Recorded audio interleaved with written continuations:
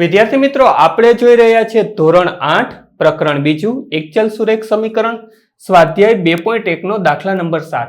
દાખલા નંબર 7 માં પણ આપણને 6 જેવું જ કીધું છે. શું તો કે સમીકરણનો પહેલા ઉકેલ મેળવવાનો છે, પછી જે આપણે ઉકેલ મળે છે, x ની કિંમત મળે છે, એને આપણે ચકાસણી કરવાની છે કે એ જે x ની કિંમત છે એ સાચી છે કે ખોટી. તો ચાલો વિડીયોની શરૂઆત કરીએ. અને એ પહેલા તમે જો જ્ઞાન વિશ્વ ઉપર નવા છો અથવા તો હજી સુધી જ્ઞાન વિશ્વને સબસ્ક્રાઇબ નથી કરી, નીચે આપેલા સબસ્ક્રાઇબ બટનને ક્લિક કરો, બાજુનું બેલ આઇકન પણ દબાવો. વિડીયો કેવો લાગ્યો અથવા તો દાખલામાં કાંઈ ના સમજાય કોમેન્ટ કરીને જણાવજો, અને હા, એક લાઇક આપવાનું ભૂલતા નહીં.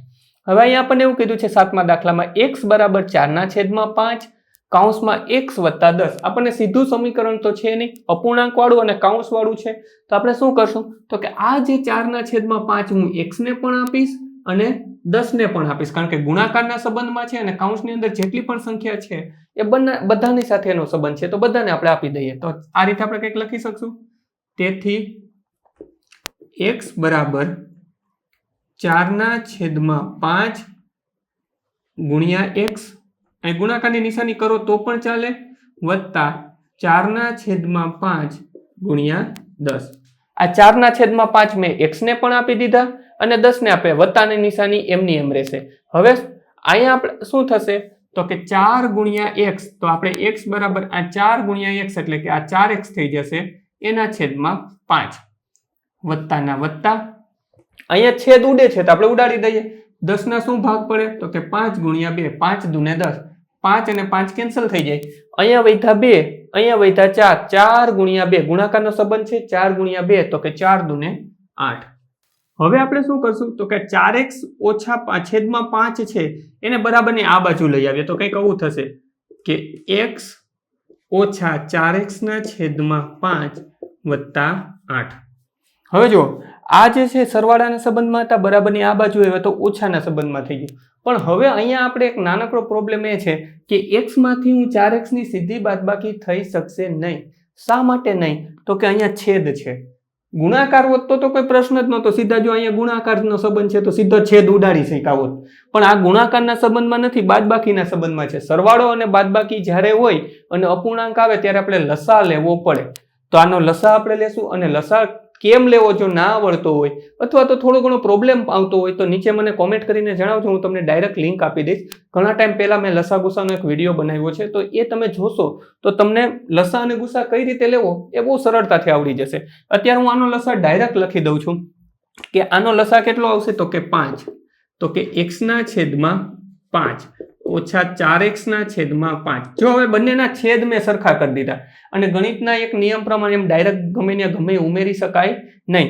તો છેદમાં હું 5 આપીશ તો મારે ફરજિયાત અંશને પણ 5 આપવા પડશે. જે પણ છેદમાં ઉમેરીએ એ અંશમાં ઉમેરવાનું. આનો મતલબ શું થયો કે 5 અને 5 તમે કેન્સલ કરી નાખો, 5 અને 5 ઉડાડી દો તો આપણે એને કંઈ આપ્યું નહીં, કંઈ લીધું નહીં, x ના x એમ જ મળે, છતાં આપણો દાખલો ગણાઈ જશે. જો મેં અંશમાં છેદમાં બંને બાજુ 5 મૂક્યા એટલે બંનેના છેદ સરખા થઈ ગયા, અને 5 અને 5 ઉડાડી દો તો આપણે એને કંઈ આપ્યું નથી. માટે આપણે નિયમનો કોઈ જગ્યાએ નિયમની બાદબાકી થઈ નથી. ખાલી છેદમાં 5 લખત તો આપણે ખોટા પડે. તો હવે કંઈક આપણે આ રીતે લખી શકીએ, બરાબર 8. તો કંઈક આ રીતે 5 ગુણ્યા x એટલે કે 5x છેદમાં 5 ઓછા 4x છેદમાં 5.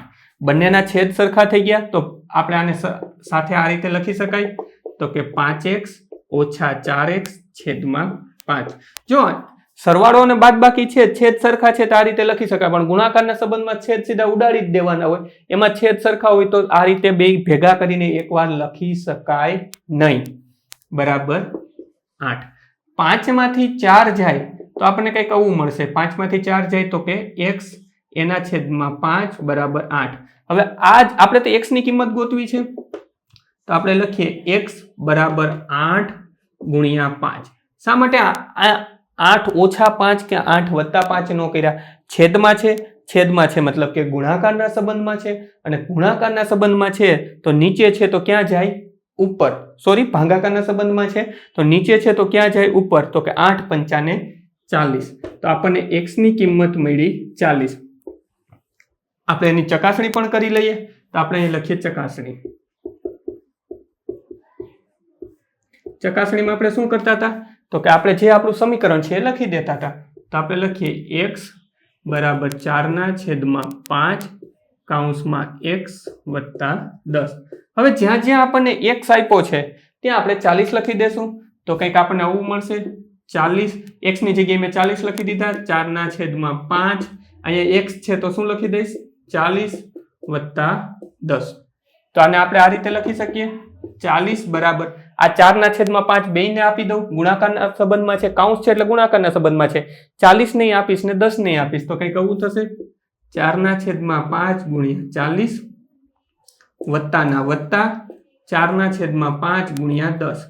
જો ગુણાકારના સંબંધમાં છે 40 નહીં આપ્યા અને 4/5 આ 10 નહીં આપ્યા જે સાદું રૂપ આવે એ ઉડાડી દે અહીંયા શું થશે 8 પંચા 40 5 અને 5 ઉડી જશે અહીંયા શું છેદ ઉડશે તો કે 5 ગુણ્યા 2 5 દૂને 10 તો 5 અને 5 ઉડી જશે તો હવે આપણી પાસે જે વધ્યું એ લખી લઈએ 40 અહીંયા વધ્યા 4 અને અહીંયા વધ્યા 8 તો 8 ચોક ને 32 વત્તાના વત્તા અહીંયા વધ્યા 4 અને અહીંયા વધ્યા 2 તો કે 4 દૂને 8 તો કંઈક આપણને એવું મળ્યું 40 બરાબર 32 વત્તા 8 તો કે 40.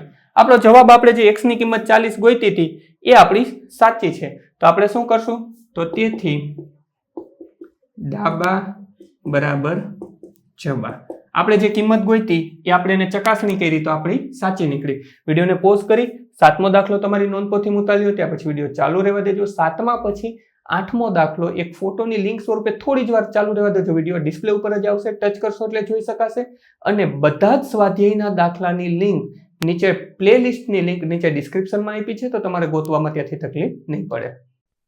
બાળ મિત્રો વિડીયો જોવા માટે ખૂબ ખૂબ આભાર. આ વિડીયોને લાઈક કરો. જો હજી તમારા મિત્રો સાથે આને શેર ના કર્યો હોય તો આ વિડીયોને શેર કરજો અને મારી આ ચેનલને કે જ્ઞાન વિશ્વને સબસ્ક્રાઈબ કરવાનું ભૂલતા નહીં. ચોક્કસથી આ ચેનલને તમે સબસ્ક્રાઈબ કરજો. Thanks for watching. ફરી મળશું બીજા વિડીયોમાં.